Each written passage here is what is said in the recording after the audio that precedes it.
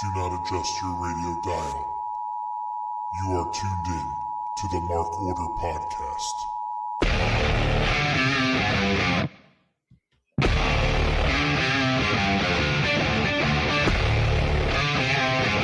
Join the Mark Order.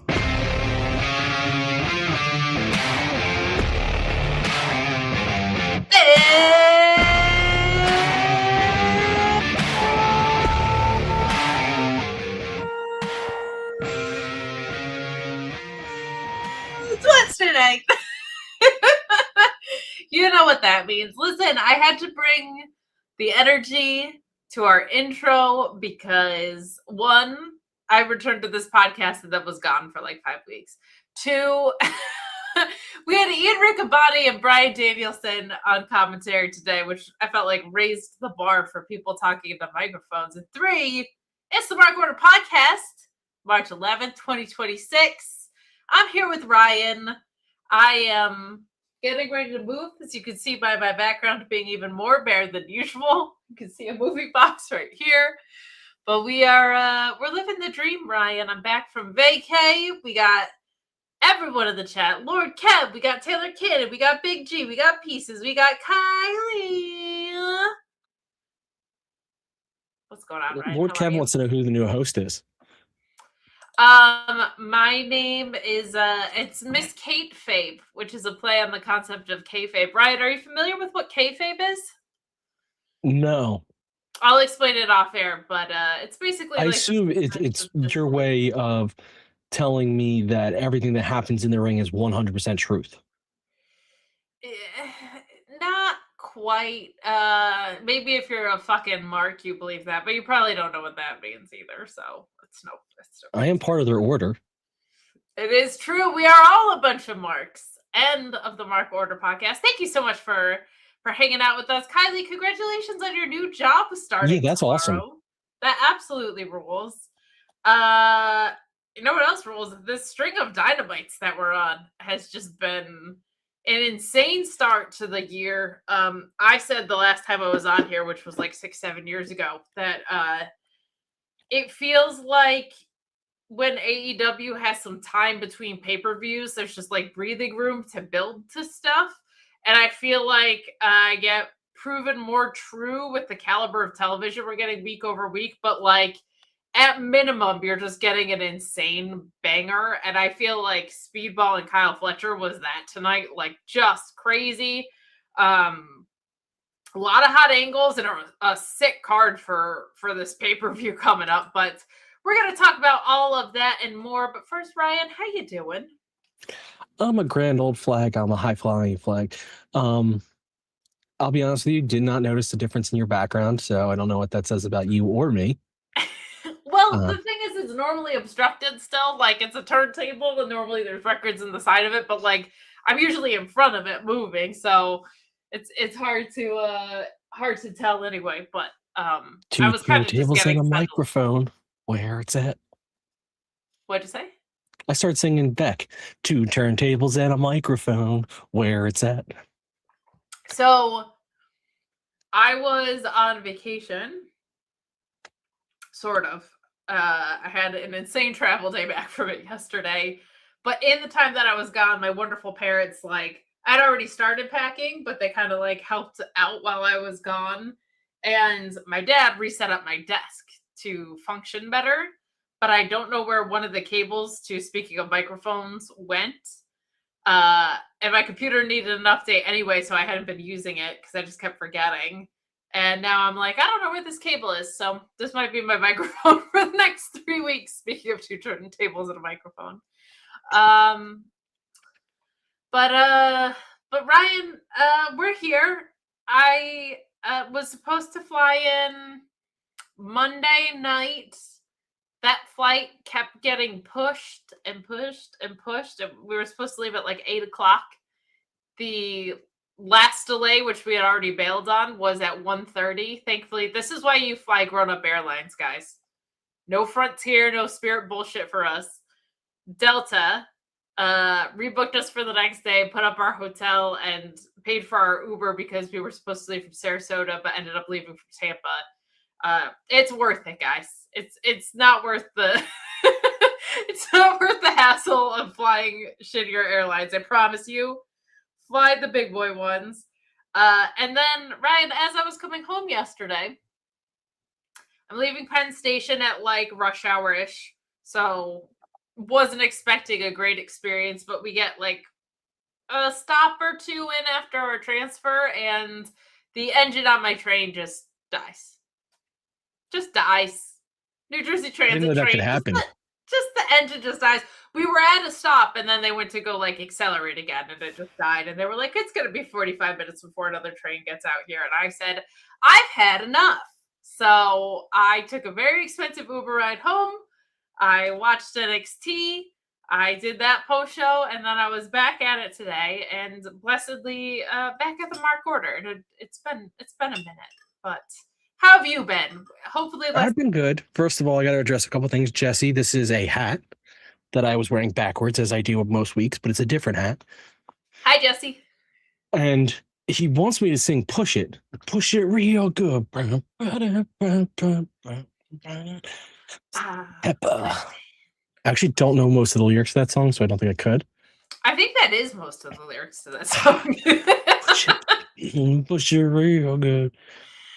That's it. I wasn't on any delayed flights. I wouldn't be flying one of the cheap airlines as much as I'd like to save the money.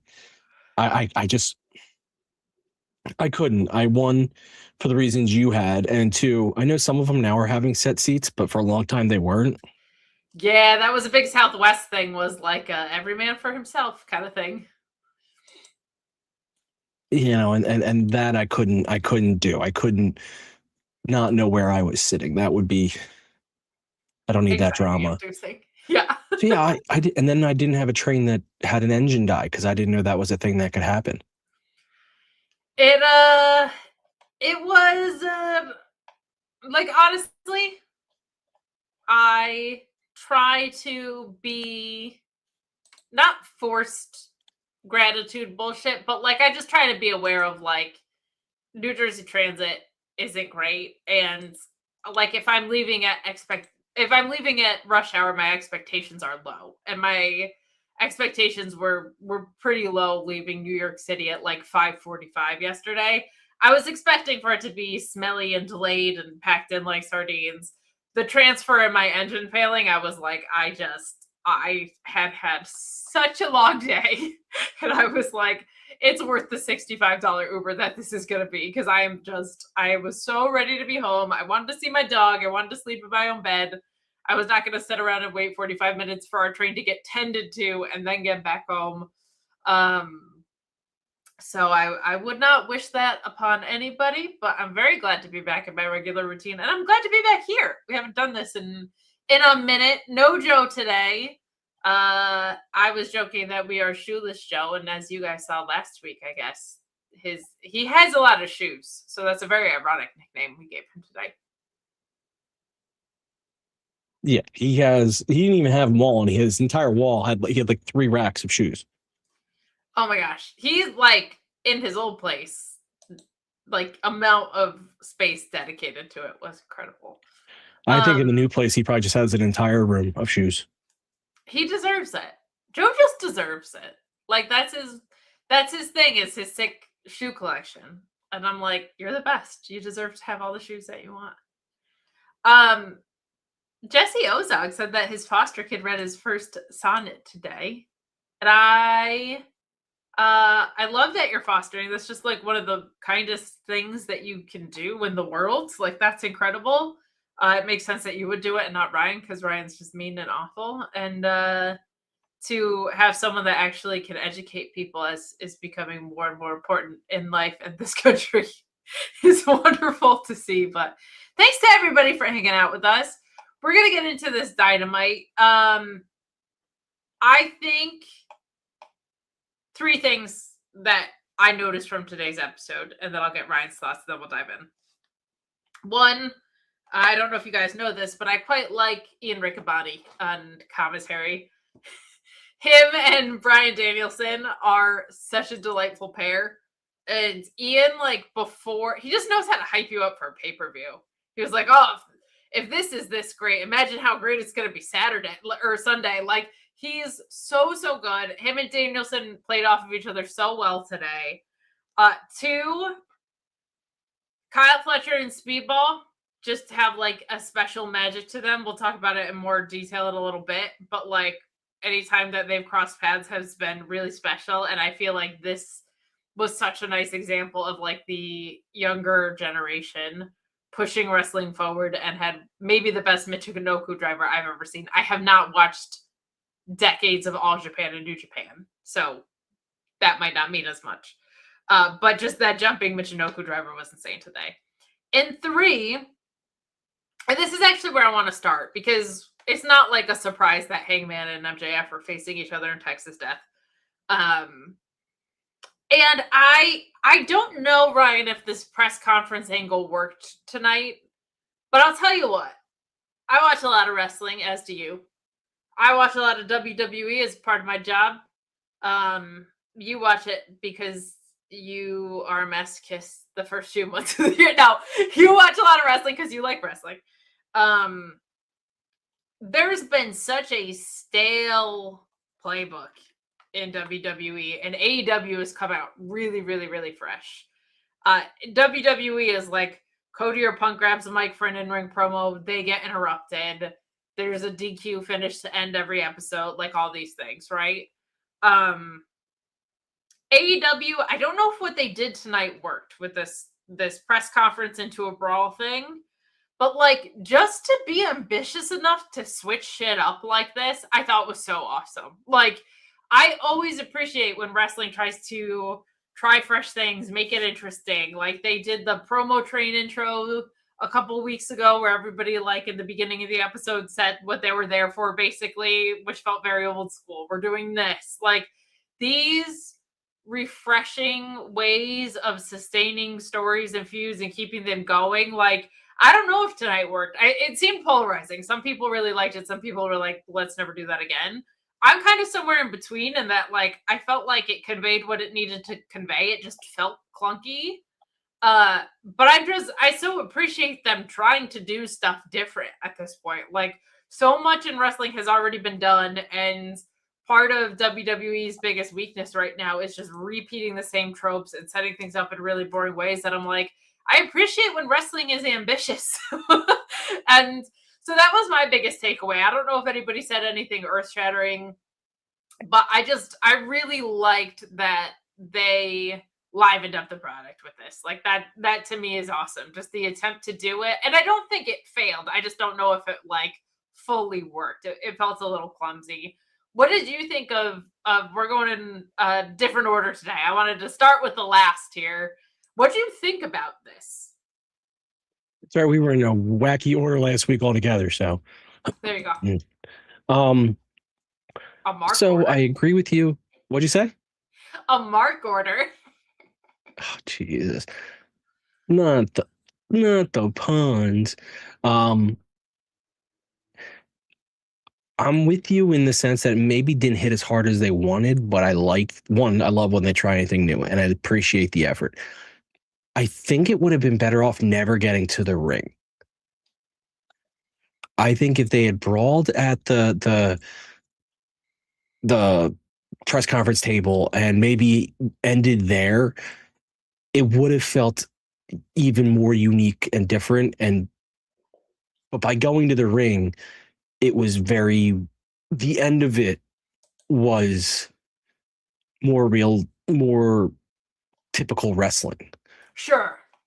I think a feud at the table would have been fun and different, and a little bit of, you would have had Brian there and like, what do I do? And, because obviously he doesn't want to get involved. But I can't disagree that I love that they're trying things. Even bad things, we'll make fun of it. We'll say it's bad. But in the end, at least you're trying. Yeah. And this wasn't bad. I just bit my tongue for some reason. This wasn't bad. This was just average on a night that was incredible. So I think that's part of the thing too. The whole night was incredible. So what's amazing to me is this is legitimately a repeat feud from a year ago. Almost exactly a year ago. And which it is doesn't crazy. feel like it at all.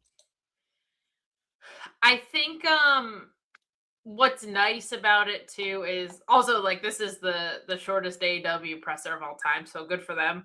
I think part of what did work about it is like at pressers, MJF is always half in and out of character anyway. So I think that's why, like you said, I don't think it was bad. It was just a little weird because you're doing a presser as a part of a show. It wasn't like after the show. But to your point, like this doesn't feel like reheated nachos because it seems like both characters are in such different places from where they were a year ago that this feels like it evolved. Like at that point, MJF was on this like Hangman did nothing wrong kick of like calling him a hypocrite because he was just done with his heel run. Like Adam Page was just turning face at that point. And now a year later, MJF has this ability to, and I think it really emboldened him in the feud. And 2 weeks ago, I really liked when MJF was kind of digging in on like a couple things. One, just the disparity between them. Like, I love it when a heel is like, I just don't like you. I don't like the way you dress. I don't like the way you talk. I don't like the way you go about business. But then when he also said, like, man, you're the guy that wins and can't hold on to the title, huh? Like, you're the guy who wins and then just doesn't have what it takes. Because that is such a different place than he was a year ago. Like, Heyman was just on the way to his redemption arc. And now he's won it and he lost it pretty quick. And MJF has something different to say than he did a year ago. And MJF's character is also in a stronger place than he was a year ago. So I think that's part of why it doesn't feel stale, to your point. Like, this is almost a year to the weeks, right? And I feel like because both characters have been so propelled forward, this is very interesting. And we have this giant stipulation on this thing. Are you thinking that Hangman loses and has to stay away from the title, or do you think that we get kind of like a surprise win here?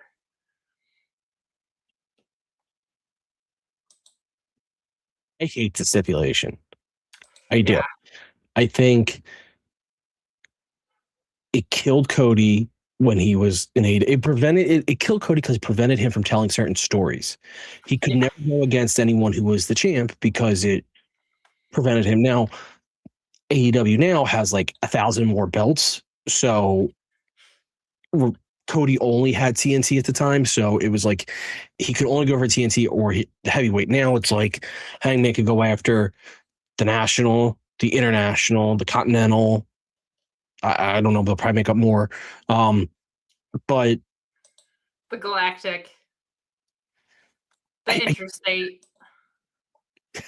interstate, they're going to just start doing them by state. The New Jersey title, the California title,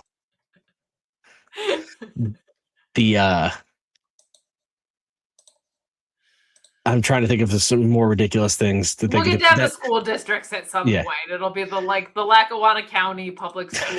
Whatever. I love that you went to Lackawanna County in his office pool there.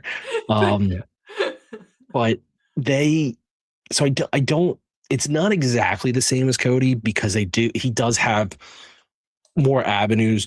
Now, obviously, even with Cody, you didn't need a belt to tell a story, but there's only so many stories you could tell without trying for one. Sure. Before it becomes, what are we doing? So there are more avenues. I still hate it though. I don't like limiting a character's storytelling. He's going to lose. I'm almost firmly believe that he's going to lose, and this is how they get him away from the title for a while. Because truthfully, I love Hangman, but he is always floating around the title, and this title only. He doesn't go like he had trios for a little while, but other than that, this is the only title he really floats around. So did Jesse Ozark just make a Beastie Boys joke with intergalactic and then he followed it up with planetary? That's incredible. The Beastie Boys sound, that's the real Triple B of it all. But it's I get it. Like, you're trying to freshen up your main event scene, and this is a way to pull him away completely from the main event scene. But you're going to have to put him back in it at some point. And at that point, you have two options. you have, well, actually, you have three, and I don't think the third is the most unrealistic. The first is he goes heel, and he just says, "I don't give a fuck what that stipulation was. That was a self-made stipulation. I'm not like." You'd have to really retcon it, but you could go back and say, like, I never signed any documents saying I wouldn't go for it. I just told you I wouldn't. And now I'm not keeping my word, which is very anti-Hangman. But Yeah. that would be if he really went for a real heel run, where like he was against everything he's ever been. The second way is you have to tell some story where he has to go for it. Like they've floated this story a couple times. Like this is actually this is the story they floated when he wanted versus Mox of like, you know, I have to save AEW, but you'd have to be more intense. It couldn't be like a Mox thing. It would have to be legitimate, like Hangman's your only hope. And I don't know how you get there. The third, and it kind of plays off the second, is that MJF relents on the stipulation for some reason. And it would have to be something I have no idea why MJF would ever do that. But he'd have to come in and say, Hangman, you have to go for the title. I've created the story. Hold on. I've backed into it by talking. And I'm not your Tuesday, Monday, Sunday, Wednesday, Wednesday, Sunday, Thursday, Friday, Saturday co-host. I'm your Wednesday host, so I'm not usually as creative as this, but I backed it up. You have MJF doesn't need to have the full stipulation of Hangman, but MJF needs to wrestle. It could be a year, 2 years down the road, whenever. He wrestles someone and he puts up the stipulations added that if he loses to that person, he can't challenge them again. Not the whole title, them. But no one can beat that person except Hangman. So that's MJF. It could be Swerve. Swerve could be the guy. And MJF could go to Hangman and say, I want to have a shot at the title again, but I'm not allowed and no one else can beat him. I will eliminate your clause that you can't go for, but you got to beat Swerve. I think you are dancing around the theory that I like best that I've heard of that, because Swerve is heel right now and he's the most dangerous man in AEW. He's the one that costs Hanger at Revolution. And because Hanger was cost the match, him being able to wiggle out of it is a lot easier because he didn't really beat MJF. And B, like you talked about that idea of needing to save AEW. If he's saving AEW from Swerve, like there's a lot of ways you could go there. I hate the first thing you said of him just going heel because, as is pointed out by my frequent co-host Alex Pulowski, and I fully agree with him. Even when he was a heel, he was not a liar. Like that man is true as the North Star to his word. Like he fully followed through on everything he said he was going to do as a heel. His motivations were just like way more evil, right? So I don't want him to suddenly be a liar because that's not the character that he is. The one thing that I do like with this stipulation is there has been such a logjam at the top of the card. And I agree with you. Some breathing room from it would be super helpful. I think that in AEW in general, there's not enough card mobility, meaning like people don't go from lower titles up to higher titles and vice versa in general. And I would like to see more of that. So Hanger going on a TBS title run at some point or whatever, I think could be really cool, especially because Hangman's an honorable champion. So him being a workhorse champion, I mean, he's a cowboy. Workhorse, hello, it's right there. Him holding, Okada's title or something. Like I think there's interesting things that you can do with Hanger away from that. But I think eventually maybe you go like Ospreay, Fletcher, Swerve, or Ospreay, Kenny, Swerve, or something that like at the end of the year-ish, Swerve's the one holding the title and then Hangman comes back way later for it or something could be really cool. How that looks, is yet to be seen. I do think Will Ospreay is probably a title holder at some point this year. I do love the way the top of the card is functioning right now. I think it's been so refreshing. I love that Brody King is still kept hot and that he's facing top guys. I really think like they're giving Kevin Knight world title shots and making it feel somewhat organic. Like they've done a really, really good job this opening stretch of the year, and I hope they keep that going. And I also love that MJF is just like taking it to the indies too. Like that seems to be a priority in this title reign.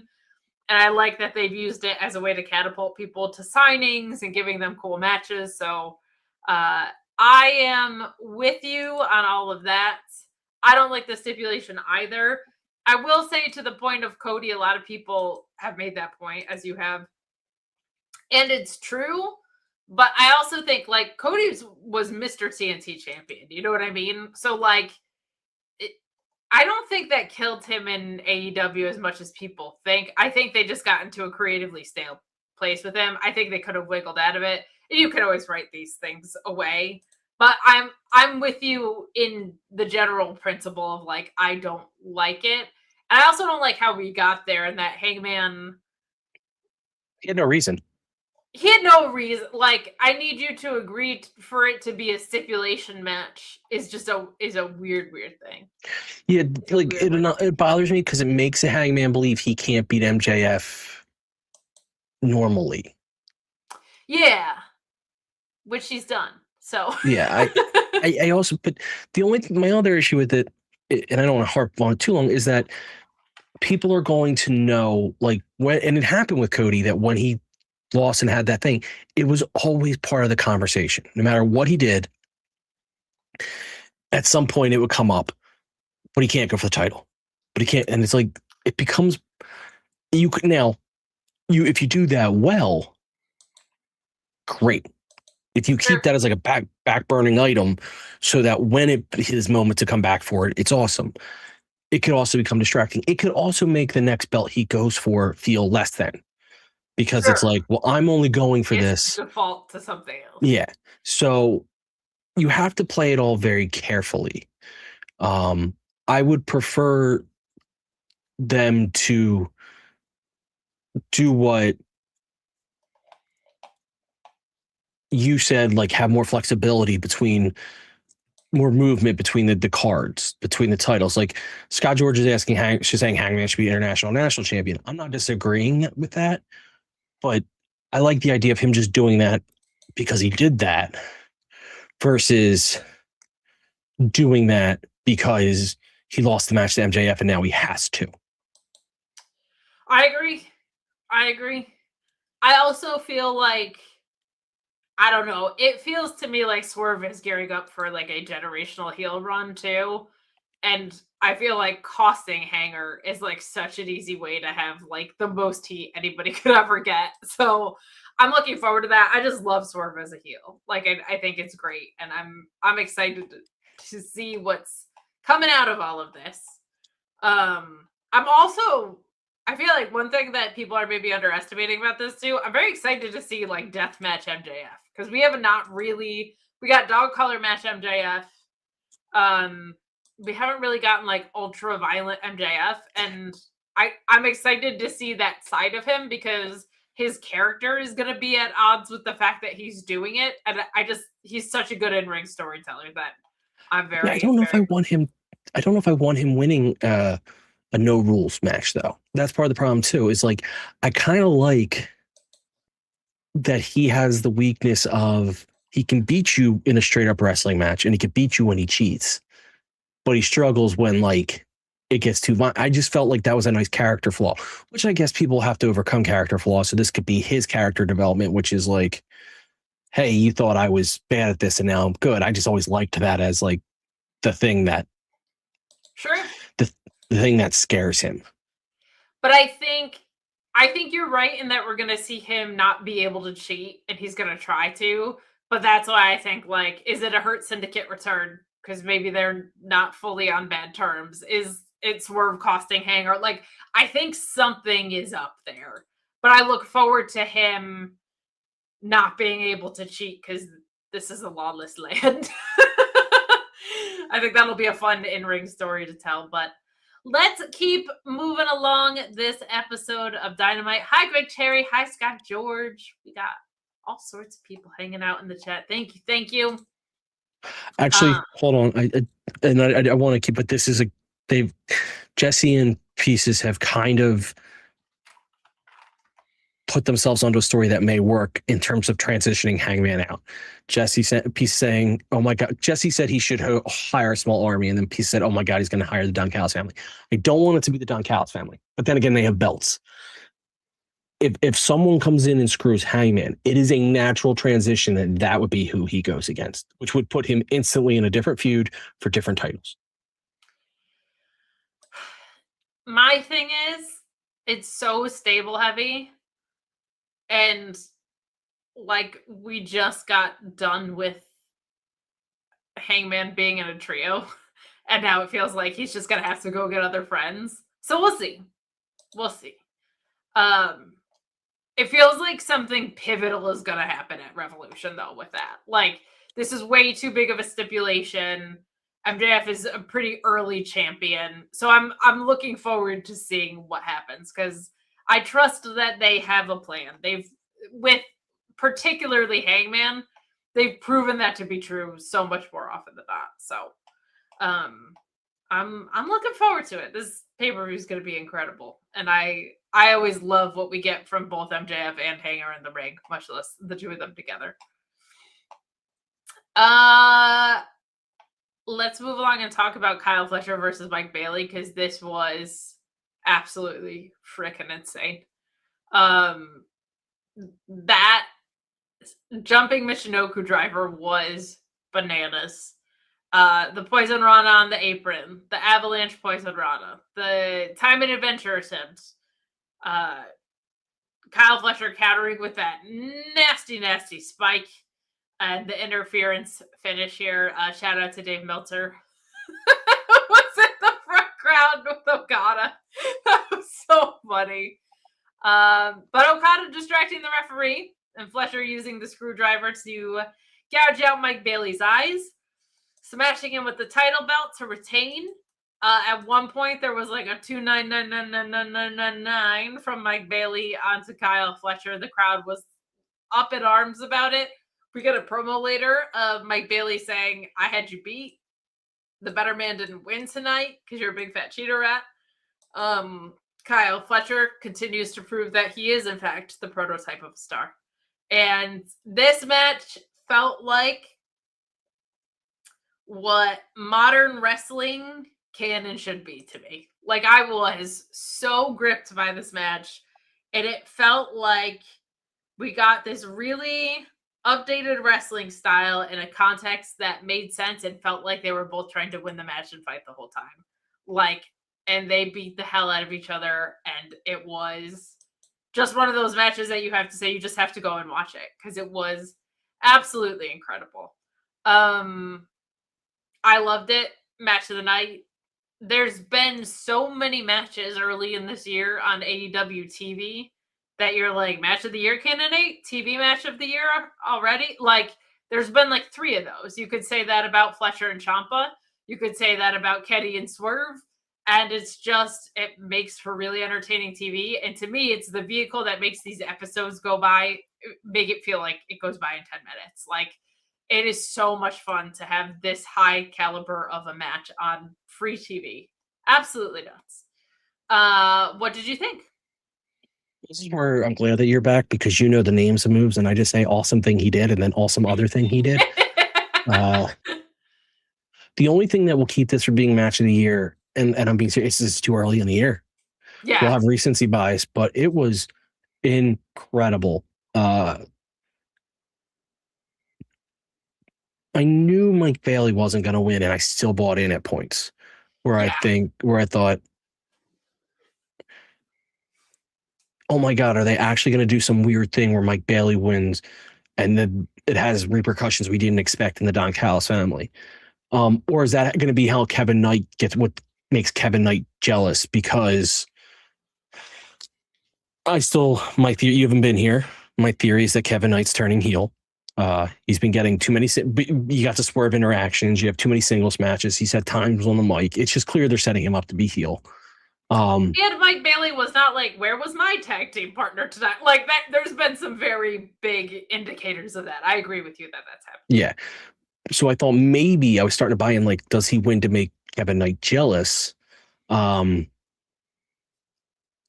you know what? I'm going to stop right now. We got some ringers in the chat, some bias I'm seeing towards you, and I don't know if I appreciate it.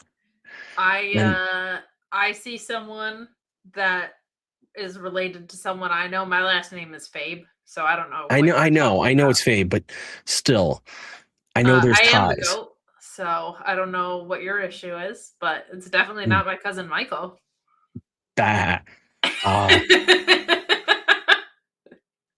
This was, first of all, Kyle Fletcher is putting himself out there already as Wrestler of the Year. I mean, there's just no way other way to look at it. Absolutely like the 2 of the 3 matches you named involved Kyle Fletcher. Yeah. Mike Bailey's style, he knows who he is, and I greatly appreciate that. Yeah. He kicks and he flips. Like, that's who he is. Like, he doesn't try to be overly technical, which I'm not saying he can't be, but that's his style, is to go in and kick you and hit you and then do some crazy poison rana and dives and stuff like that. And I remember you said it, and I really respect that. It makes his matches more fun because they don't feel the same by any means, but you don't. When wrestlers try to go outside their comfort zone, sometimes it does not work. Correct. And he wrestles very much within it. What I love about this too is this match could feel random, except it's in service to a story. It's in service to multiple stories. This is in service to the Don Callis story against Hangman and Jet Knight Rodeo, and this is the story of Kevin Knight possibly splitting away from Jet Speed, and this is in the story of Fletcher willing to cheat, where we'll talk about earlier, where Takesh does not. Like, this is in service to all those stories. It wasn't just a random match, but it was so incredible. So, like, I love that no one would have predicted they'd have this match, because it wasn't. I mean, they would have once they heard that Bailey saying going after the TNT, but before that, no one would have predicted it, and yet they made it work within 3 or 4 different stories. And then they went out and had just one of the most incredible matches you could have, and then it was on free TV. Yeah, and I think last Collision they even like referenced Speedball beating Kyle Fletcher in the C2, so they're pulling in C2 math from December. Like, I love that kind of stuff. And to your point about Mike Bailey just knowing who he is in the ring, it's such a special blend, because you normally hear like flippy guy, or you hear like great striker, technical, strong, slow, plotting, whatever. He's such a unique combination of guy who can do some really athletic and acrobatic shit, but it's always feeling like a fight with him. And I really appreciate that as someone who has a trickier time maybe getting into like some of the more aerial style of things. Because he's just so assertive in that way of just like using it in all the right ways. And I so appreciate it. This match was amazing. To your point about Kyle Fletcher, like his match versus Ciampa, you could certainly put the end of the Mark Briscoe feud in there as an incredible match. He is obviously under the, raised by Will Ospreay a bit. And I feel like he's going to be in so many Wrestler of the Year conversations, and we're not that far off from him being best in the world conversations, like probably 3 or 4 years from now. Like, I really feel like we're pretty close. And he's put on some mass in the best way. So that, and it's kind of like Ospreay did, where it took him from being this string bean who did all these cool moves to being like, no, he can stand next to the heavyweights and not look out of place. And he's tall, which is always underestimated for him. He's just incredible. Like, there's no other way to say it. And if we want to talk why AEW is entertaining and in a groove right now versus maybe some other places, part of it is they're willing to just do this match and say, you two go out and do what you want. You two go out and have that match, versus, all right, you're on TV, you're going to get 15 minutes, 5 of it's going to be entrances, and then wrap it up quickly. Yeah, 7 minutes or whatever. Yeah. Their Wrestle Stats, who does such a good job, had put out a thing that, like, on average, AEW puts on 110 minutes of wrestling in a 2-hour show, which, when you factor into commercials, is actually pretty fucking crazy. Like, 110 wrestling minutes on a wrestling show is very, very high when you add commercial breaks into that. So that was really cool. Of course, only like 9 of them were women's minutes, but on the whole, like, they know what their presentation is, and I think we saw that blossom in 2025, and I think that's very vibrant here in 2026. Like, I feel like, I don't know, in the middle to end of last year, I think we got really into, like, they're a 4-match show. They're going to give you 4 matches when they're doing it right, and I think they didn't really deviate from that, and once they clicked into that, everything started to take shape around it.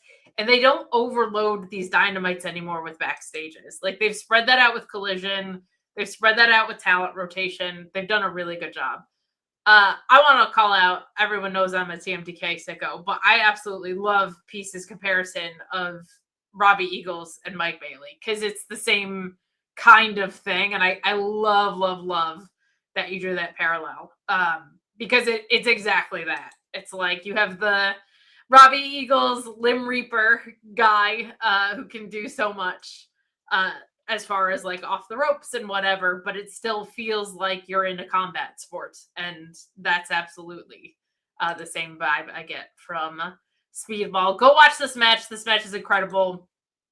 It's easily match of the night. To your point about Kyle Fletcher's size, too, it was so funny. People were like, yo, is MJF short? Did we not realize this? And it's like, no, MJF is average height, but Kyle Fletcher is a low-key 6'5". Like, people don't realize this about Kyle Fletcher, but they have a segment later that feels like it's going to be a match at some point, Kyle Fletcher and MJF. But the two of them in the same frame, everyone was like, is MJF actually like 5'8"? And it's not that. Kyle Fletcher is just like an easy 6'5", 6'6". So yeah, he's and everything you want in a wrestling star, and AEW was very wise for locking him down and extending that contract when they did. I thought that was a good call. Where should we go next? You want to take it back to the top? You want to talk some Jon Moxley and Claudio versus take it back. Takeshita and Hechicero? Sure, we'll take it back. Take it back. I was going to say, you want to run it back, Jey Uso style? No, I don't ever want to do that. Let's talk about this, because this was really fun. They've kind of given Mox what used to be the Orange Cassidy slot when he had the international title. Like, you're just going to open every episode of Dynamite. Absolutely adored Hechicero doing his, like, ritual hand motions to annoy Claudio. That cracked me up. Takeshita and Mox just, like, absolutely trading bombs early in this. I thought we were moving on from the Death Riders and the Don Callis family, but they're just gonna fight each other forever, I guess. But you get a blue thunder bomb on Moxley. You get Claudio hitting that giant swing. You get a sneaky little eye poke from Claudio for the win, which was very fun. You have Mox and Claudio with the W. Nice to see Claudio get a win. I don't want him to get lost in this because he's such a beast. But after Mark Davis and Lance Archer attack the Death Riders, and Don Callis tries to convince Takeshita to smash Mox with the chair, but Takeshita refuses. Feels like we'll be signaling here that he's taken Moxley's title at Revolution is what it kind of like leaned on. And I would love that, because then the Don Callis family is just, I mean, dripping in gold. Dripping in gold. And it could lead to the long-awaited end of the Death Riders, though infinitely better now than they were a year ago. As is a lot of things on AEW, honestly. So what do you think? Do you think Takeshita is beating Jon Moxley? And how did you like this match? This show had a lot of wrestling for a go-home. And I like that about AEW. Tons of wrestling. So first I want to acknowledge that no matter what wrestling product you're watching, no matter how good it's going, they're always going to have at least one story feud that just seems to drag. Just always. Yeah. And this is AEW's at the moment. The match was fun. I mean, listen, you get these four in a ring, it's not going to be not fun. I mean, that's the thing about it. As soon as I saw Hashishiro, I'm like, and I can never say his name slowly. I always got to do it quickly. Hashishiro. As soon as I saw him, I was like, well, that's who's taking the pin. You just knew it. I love him, but he's not in the league of the other three in the ring. No, and honestly, the other Hechicero is amazing everywhere you put him. Takeshita and Claudio and Takeshita and Mox all have really special chemistry. So I was like, he's barely going to be in this match until it's time for him to take the pin. But he got some ring time, and he's a lot of fun. When I say not in the league, I mean in AEW league. Like, right, in presentation-wise, yes. How AEW presents people, So I knew he was going to take the loss. I'm glad, like you said, they gave it to Claudio. He needs to get some pins out again, especially because I still count on him being the one that steals the Death Riders from Mox. I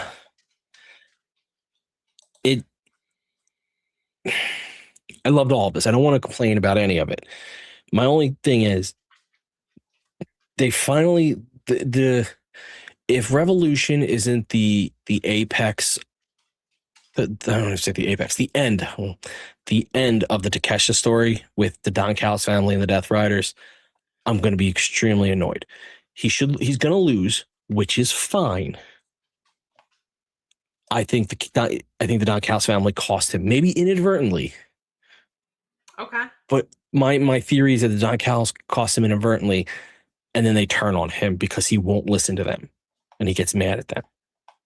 I wouldn't hate if that's... I don't think we're anywhere near done with this. I don't know what to tell you. Like, I think we're still going to have Okada Takeshita one-on-one. The question is Takeshita holding a title and Okada holding a title, and we reunite those? Or does Takeshita lose to Mox here, and Takeshita goes after Okada and just wins his title? Well, let me rephrase this. When I say the end of the... when I say the end of the story, I mean the end of this story. Sure, this the next story is in the Iliad that is the Don Callis family. Sure, this is the Iliad, and now we're going on the Odyssey after. Mm-hmm. This is the story they're telling right now is Takeshi's slow turn, Takeshi's slow split from the Don Callis family. That story needs to end on Sunday. Then the story becomes Takeshita versus the Don Callis family. That's fresh and new, and I'm okay with that now. Does Kyle Fletcher go with him? Is the question. No, apparently Kyle Fletcher's all bought in, which is just okay. I'm actually haven't. Even though it's his lover, Takeshita. Well, that does present. It's his lover. He is. They are in love a little bit. It does present a little bit of a. But here's the problem: is they're not ready to turn Fletcher face. They're just not, and. Though, now that I think about it, I'll give me you've kind of talked like besides the lover thing, but you have the story though. Like, is the custody of Kyle Fletcher what we're going after? Is an interesting possibility because you're talking like, okay, yes, he cheated tonight, and okay, but he had a stare down with MJF where he was not happy with MJF. His other feud could end up being Ciampa, who's now recently heel. Now, AEW doesn't shy away from heel versus heel, so it doesn't mean he's going to turn. But I am noticing they're lining up some feuds that have him on the opposite end of the and the fans do love Fletcher. Yeah. And there's something kind of cool if like Will Ospreay turned face and got away from the Don Callis family, and his protege having to learn it for himself could be a pretty cool connection. I also don't hate Kyle Fletcher staying with the Callis family either for a little bit longer. Like it's a really interesting possibility that I don't think has a wrong outcome.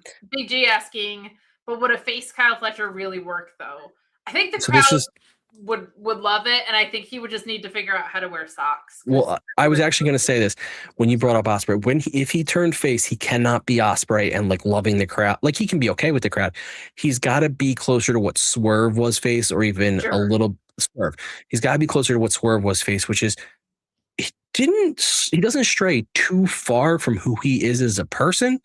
He's just far less antagonistic. Like, he doesn't outright fight with the crowd, and who he's targeting tend to be heels.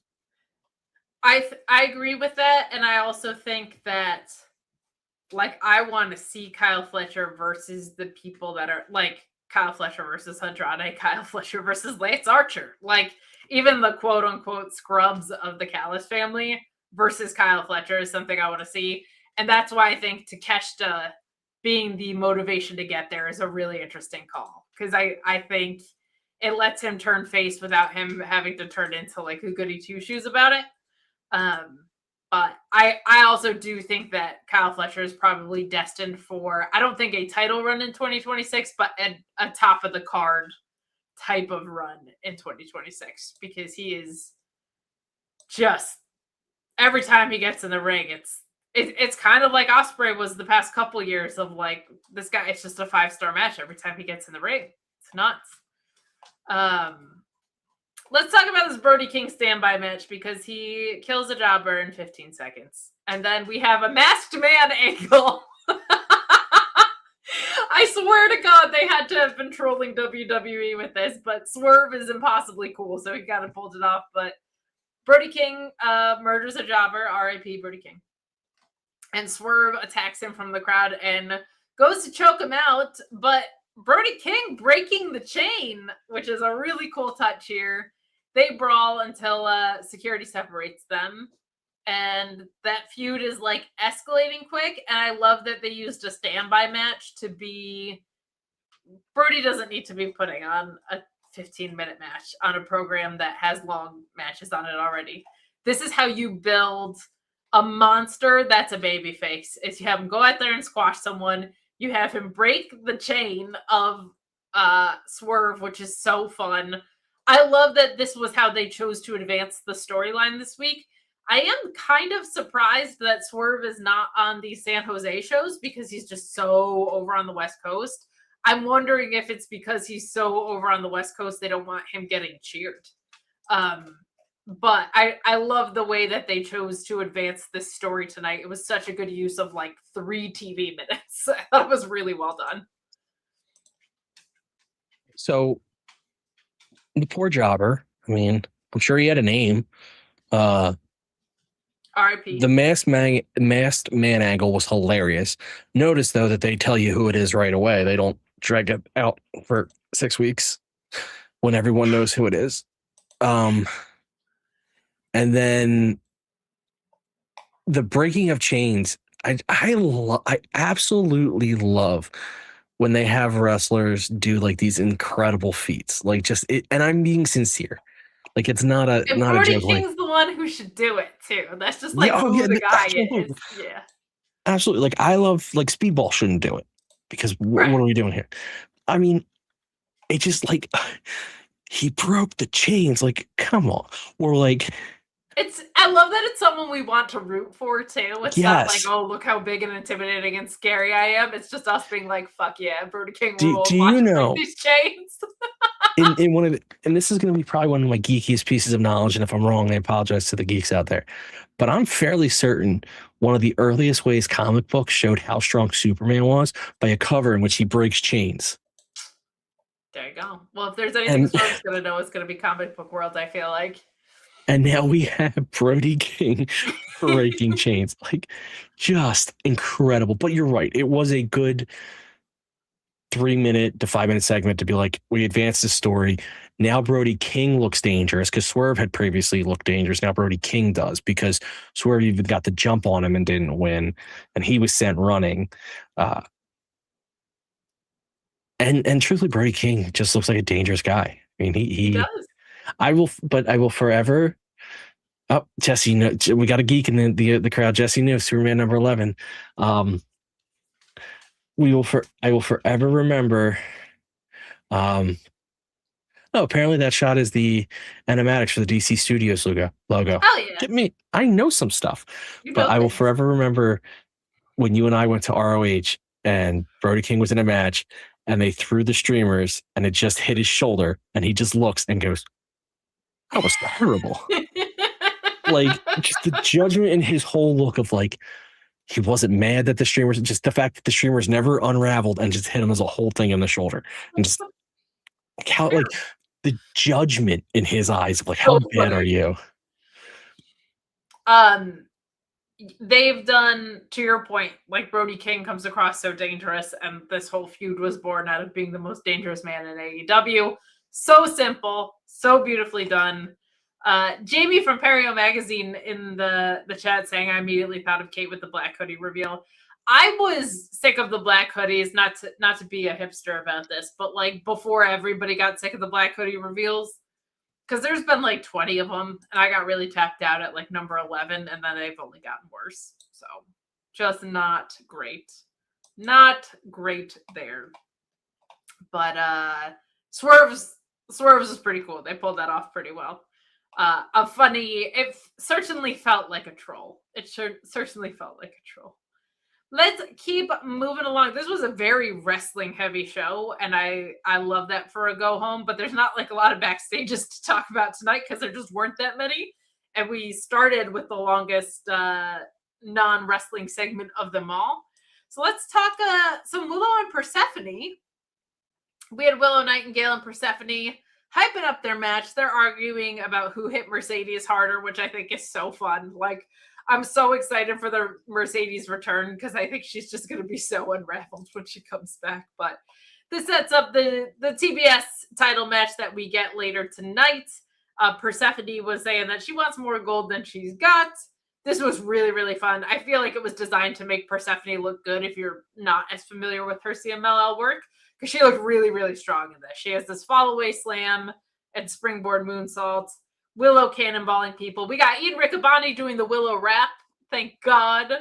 And Persephone almost winning with that thrust kick in this. This was a really, really, really fun match. This finishes with Willow countering and getting a roll up. And I just love how much offense Persephone got in because she's a champion too.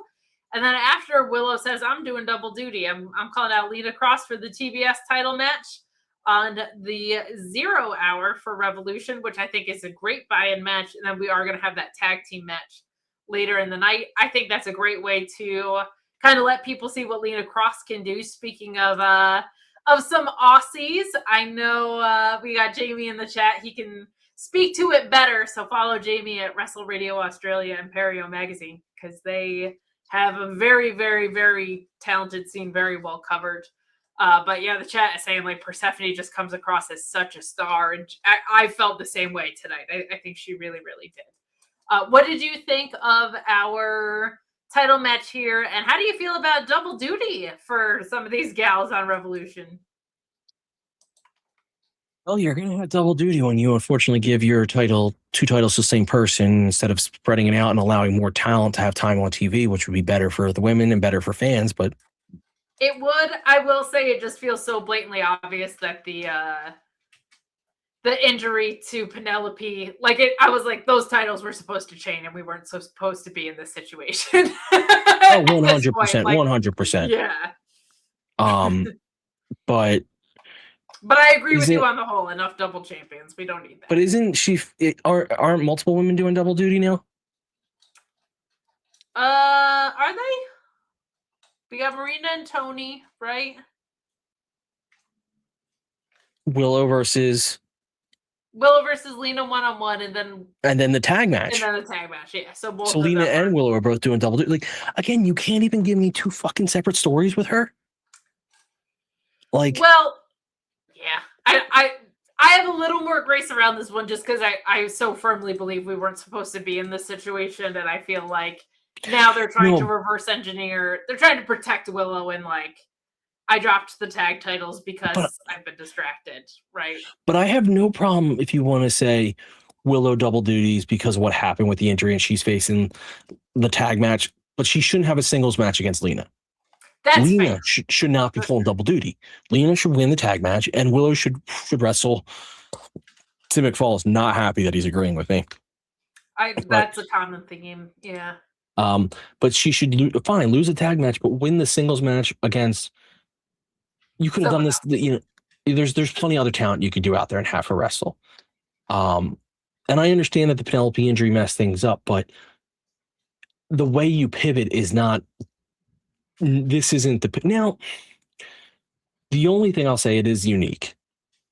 Sure. But what's going to happen? Is Willow going to lose both titles in one night? And now we've once again walked into the some person having two titles, one of them the tag, and I don't like that at all. I was going to say, do we think it's an opening for something? A Dakota Kai debut, or whatever. You know what I mean? Like, I don't know what that something would be. I'm a little easier on it because one of them is the 0 hour. Like, that's not the worst in that regard. But I also don't love it. But if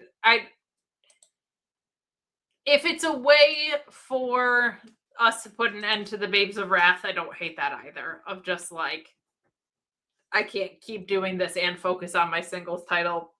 I'm kind of okay with that too. Yeah, no, I mean, I just don't want her losing both, and then now Lena is the double champ, and it's like we're back in the same spot. No, I feel like if they were gonna do that, you'd put it on Megan Bayne, just because she's already been such a protected force. But there was a theory floating around. I don't think Mercedes is coming back yet, but like, Willow took everything from Mercedes, and now this unhinged version of Mercedes comes back to take everything from Willow that she can. But I feel like that story has maybe isn't it? Because I don't think Mercedes is done dropping her titles, and I don't think I don't know, doesn't feel right now. I will say, no, I don't know if that was the original plan, but it feels off. Again, this just comes from don't make a person hold two titles and you don't find yourself in this. Yeah. But I do want to acknowledge, never felt like they should have been the inaugural tag champs there. That has always felt weird to me. Like that didn't bother me so much because I thought it was a way to establish like that, like a fun first team or whatever. But I didn't count on Willow instantly winning the TBS title right after they won. Like, why am I biased? What did I do? I want to know. We'll have to find out. Speak your truth, Tim McFall.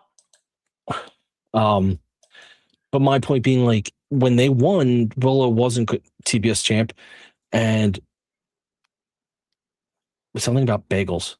Oh, you're biased over bagels. You would support New York over Montreal. Oh yeah, 100%. But my argument, I was confused too, and then I had to go back and read.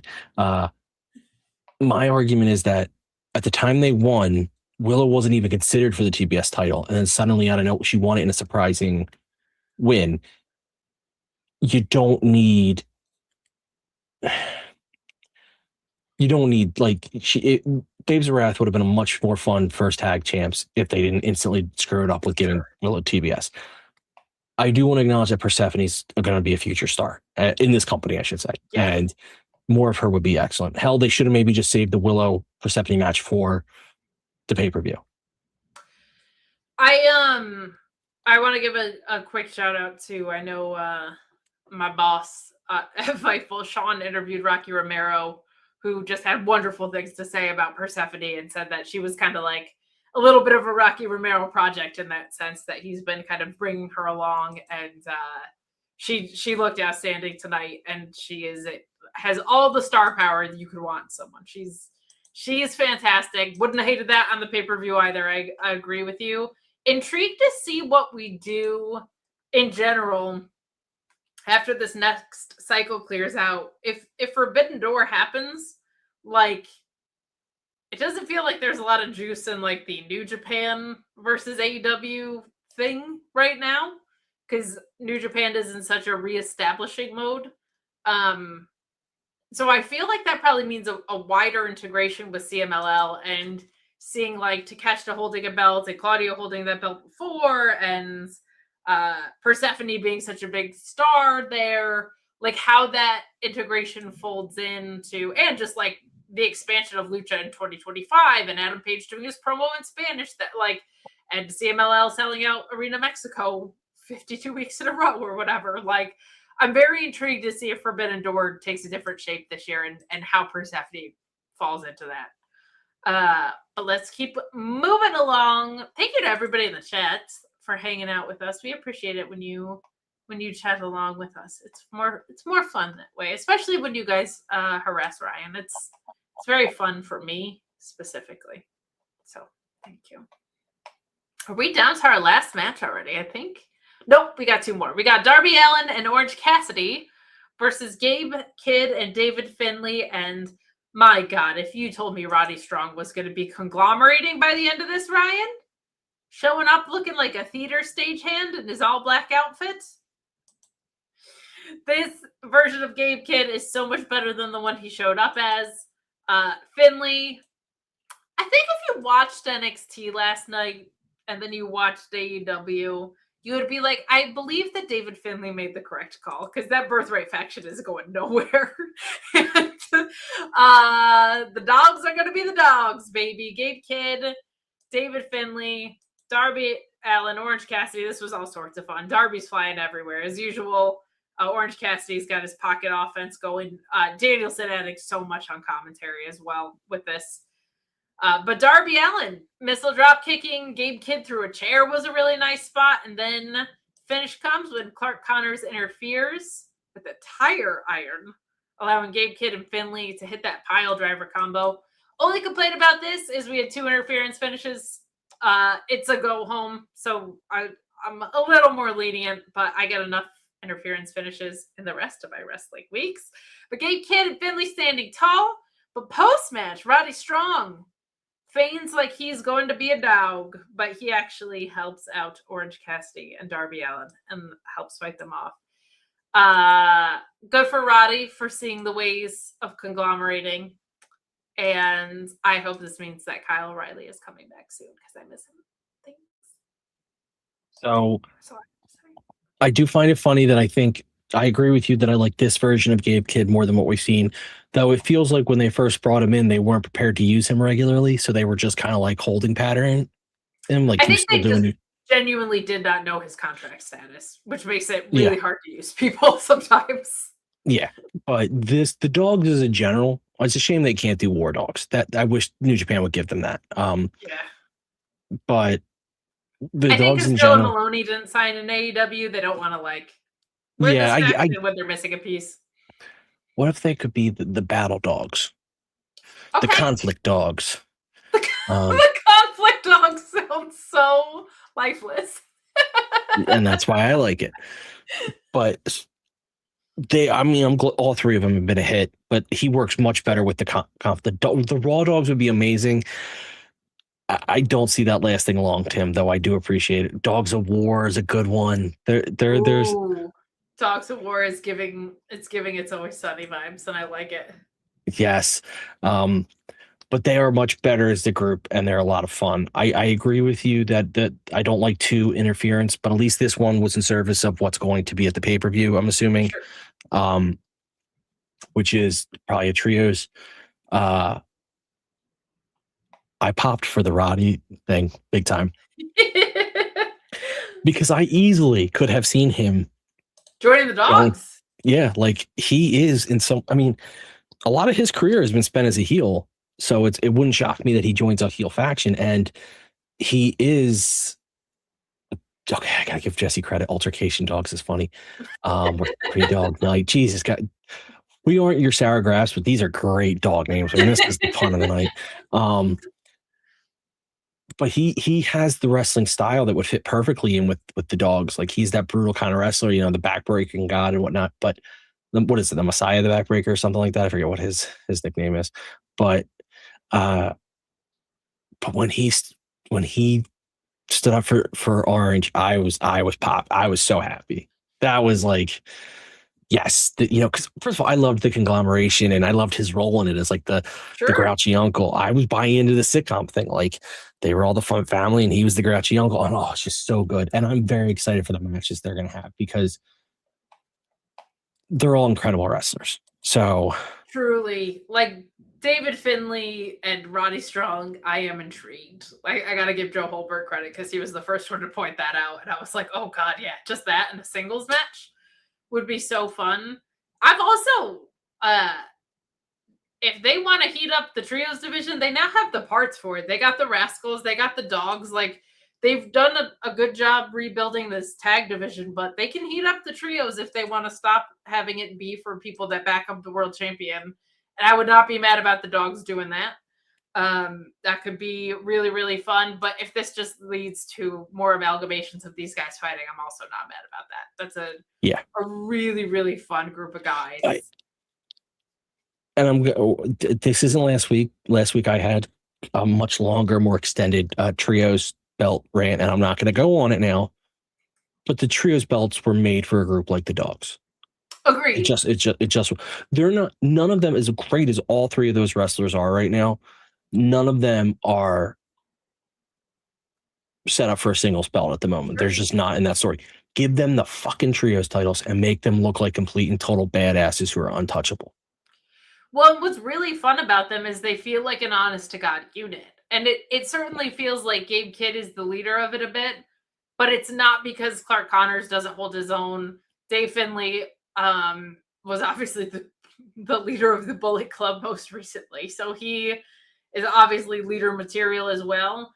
But I kind of like when all three guys have such distinct personalities but can all carry their own. I feel like Clark Connors has seemed impossibly cool since coming over. Like the way they've rolled him out has been like, I buy that he's a badass. It's really fun. It helps when the groups are legit.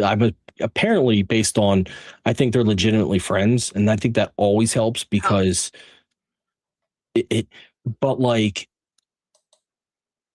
you can, like you said, they do feel they're different, but they fit. And if you can establish one real trio to be your trios champ, you can then build that into so other trios can be built to fight them that are actually real. But they're just so badass. It would let them be badass with belts while you kept them away from individual titles for a while. It works perfectly. Since you only got 3 of them, if you had gotten all 4, I can understand, 2 are going to break off another tag and whatever, but that's not what happened. You got 3, use 3. Man, imagine them versus the Rascals in a feud at some point. I was just going to say, like, the Rascals getting an early shot and not quite beating them because they're just too vicious, but then circling back in 3 months to be the ones to dethrone them would be so much fun. That would be so much fun. And what bothers, and then I'll let it go because we don't need another rant. When a tag team wins the tag titles, it doesn't feel lesser for the individuals involved. It doesn't feel like, oh, these guys don't matter because they won the tag titles. Like, that's a huge fucking deal when a tag team wins the tag titles.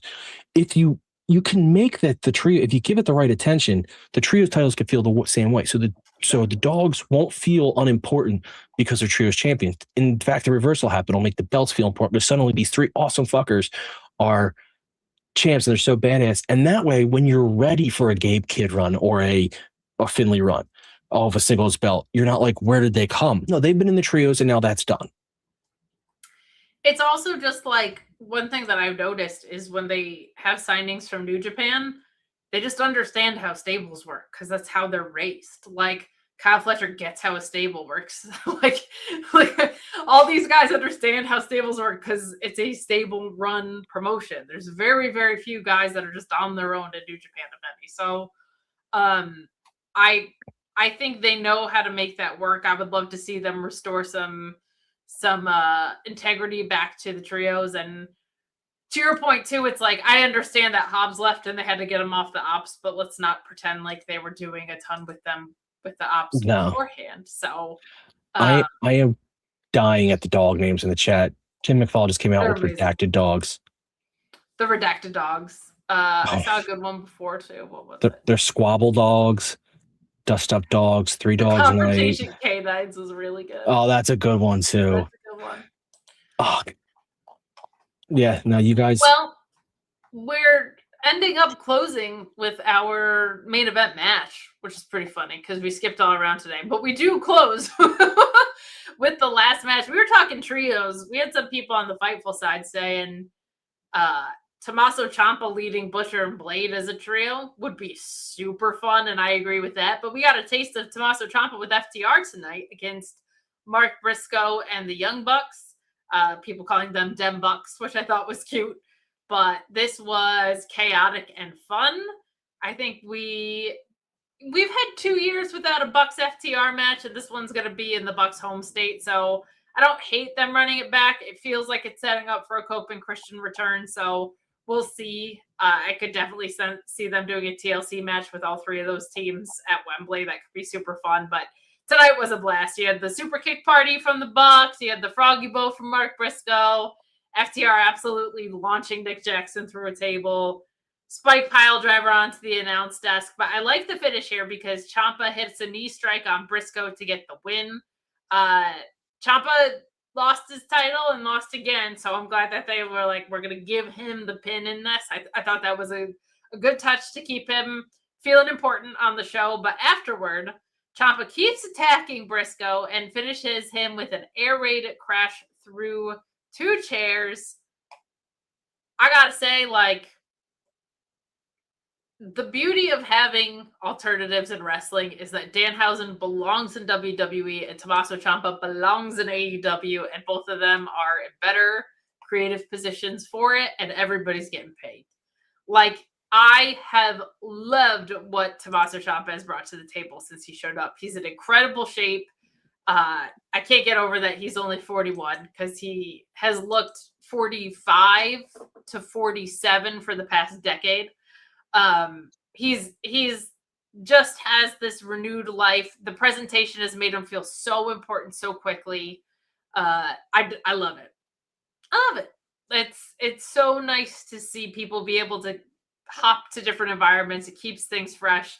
But I was thinking about that this week because Danhausen already off to a great start, cursing people on Raw and SmackDown, and seeing things like this from Ciampa tonight. I'm like, this is why we have options in this world, and it's a beautiful thing.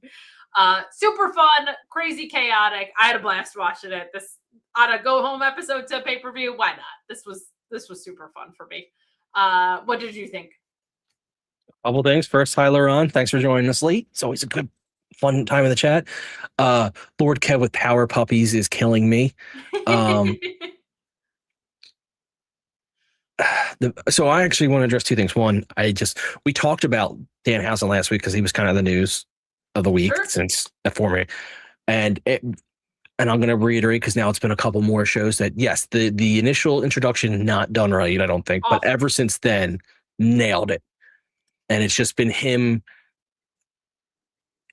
Listen, he's not going to wrestle a ton in WWE, and he doesn't need to. He is so good at the backstage stuff where and he's selling merch, and kids are going to love him. And I think you at some point you do what AEW did do, which is you attach him to a team, a fan friendly team, as like their mascot in a way.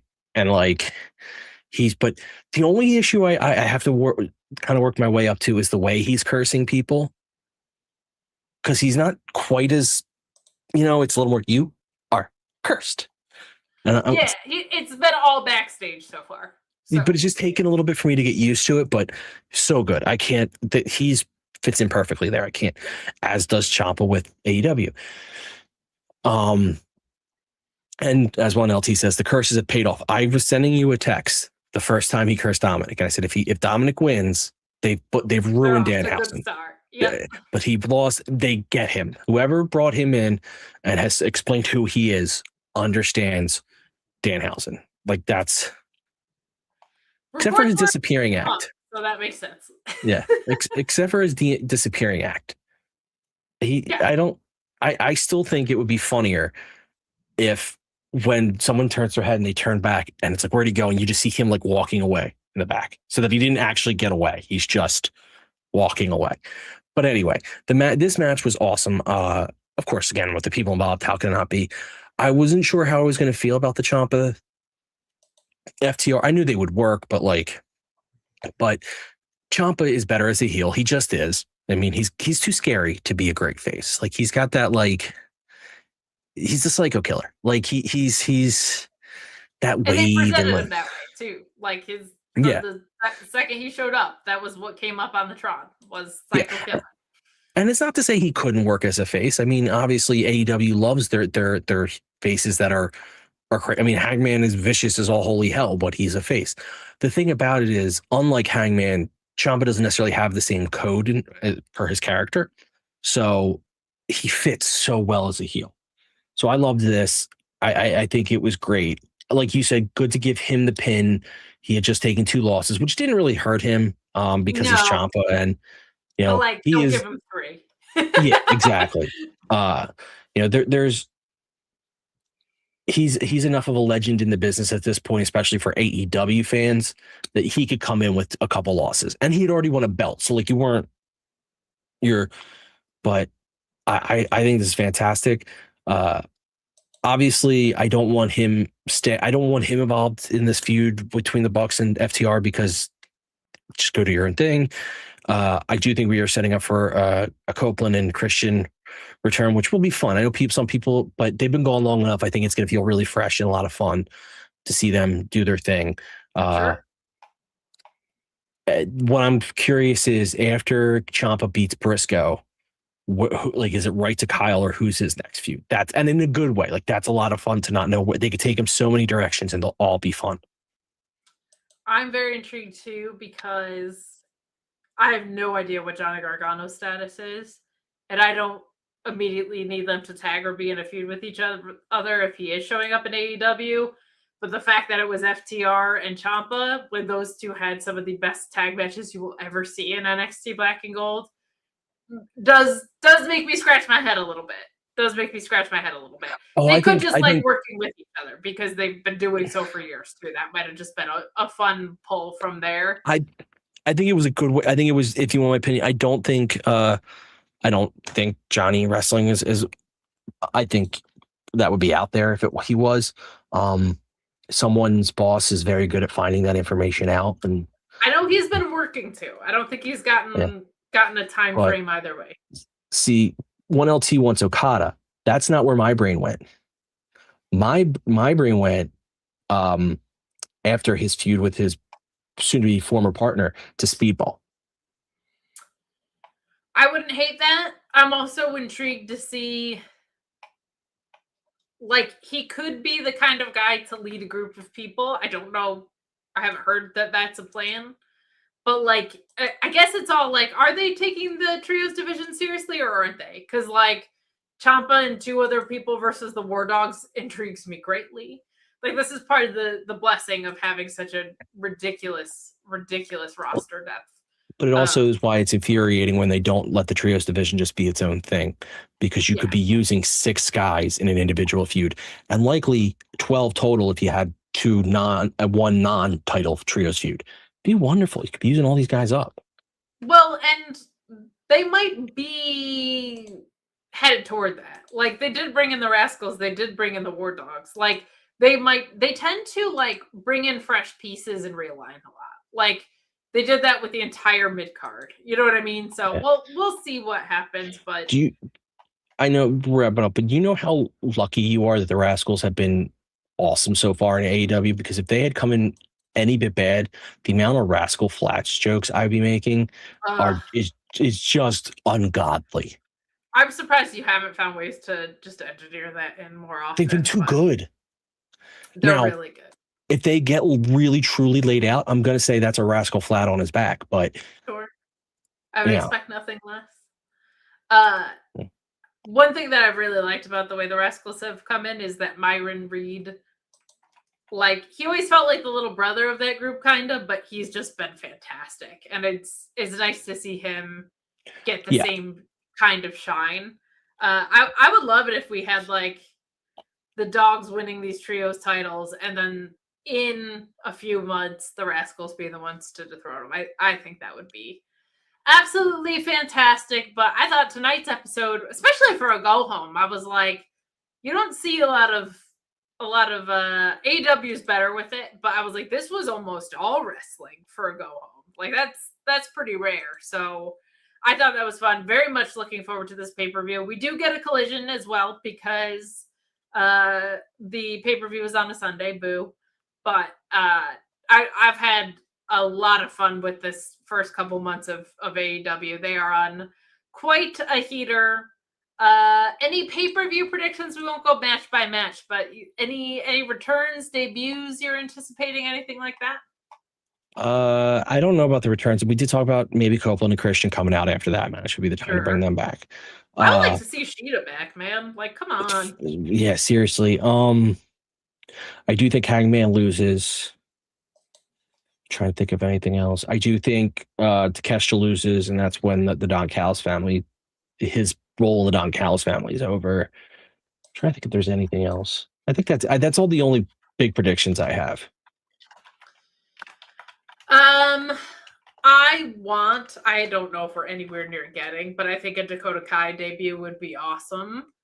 There was a report on Fightful Select that Will Ospreay has been in the ring training at Dynamite. I don't know if he's ready for a proper return, but he could always return as a character to set something up or something like that. I don't know if I have anything in the way of that too much either, as far as like returns, debuts, etc. Copeland and Christian, I would almost expect at this point, because I think that's why you run FTR in the Bucks. I don't think you do that otherwise. And I don't know how MJF and Hanger ends, but I think something suspicious happens. Other than that, I'm just really looking forward to this. I think it's going to be a ton of fun. This is a hell of a card. Love that Marina's on it. Moxley has just been singing her praises on her work ethic, and she's seems to have grown so much as far as the character side of things. So her and Tony should be a lot of fun as well. Looking forward to all this. Should be a fantastic pay-per-view, and on the other side of it, on next Wednesday, we will recap it as well as Dynamite. Looking forward to that. Ryan, give us a little plug ski. Let us know where people can find you and this here podcast. Well, I'm on all socials for us at Mark Order Pod, so interact with us. And then I have a history YouTube /blog, which I do got to get the blog going back up, but that's kind of a rework it a little bit. But YouTube, Here for History, at Here for History on most socials, or at _ Here for History. I won't have a new one out this week, or I didn't have one out last week, mainly because being sick for about a month and a half really does put you down in terms of worth ability. I know the feeling. But the beauty about history here, guys, is it's evergreen. So if you haven't seen my stuff, go please watch it and enjoy it. You can find me on Fightful, doing a bunch of stuff on a bunch of days over there. You can catch me here on Wednesdays, and I'm in the last stretch of a 30-day Instagram challenge, so you can catch me at Miss Kate Fabe there. And I'm in the middle of preparing to move. So once I'm done with that, I will be back to YouTube content, God willing, because I'm not going to get us started to then move and get restarted. That's enough. We'll just start on the other side of it. But I appreciate y'all. Thank you for hanging out with me. I know I'm very sporadic around here. It's always like weeks and weeks in a row. It's always like I'm back and then 3 weeks gone and then I'll be here for 5 weeks or whatever. So blame Sean. It's his fault. Yeah,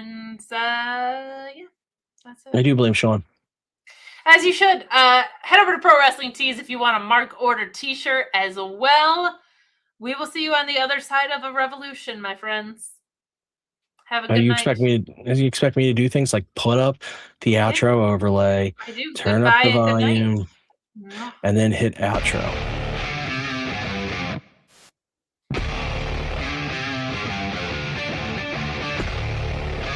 Close the show.